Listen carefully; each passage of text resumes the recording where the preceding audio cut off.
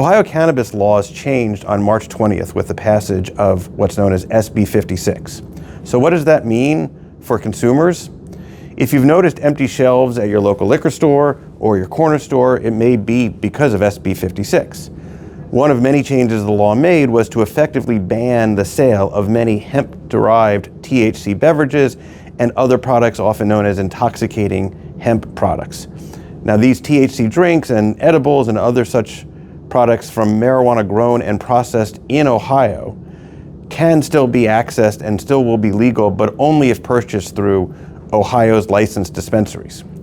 Some other states may still allow the sale of these products in the months ahead, but there's a national ban on these hemp-derived THC beverages and other intoxicating hemp products scheduled to go into effect in November of 2026. That's going to be closing nationwide what's effectively been known as the hemp loophole in federal law that allowed these products to be developed, but Ohio has closed their sale of it earlier, effective March 20th. In addition, SB 56 made some changes that you should be aware of before you get behind the wheel. That's because now legal marijuana is defined in Ohio as only marijuana that's grown, licensed, processed in Ohio itself, or under our home grow rules. This is a sourcing rule that means that transporting or possessing any marijuana product within Ohio that was purchased in another state, perhaps even the state up north, that's now going to be a state criminal offense if you possess or transport other state marijuana into and possess it here in Ohio. Speaking of transportation, there's another key rule in SB 56 that requires marijuana to be transported only in its original packaging when you're driving it around. And in addition, if the package has been opened, then it needs to be stored in your trunk or behind the last back seat within your car. This storage rule is also being enforced by potential criminal charges, so be careful to make sure that you follow those rules when transporting even Ohio legal marijuana.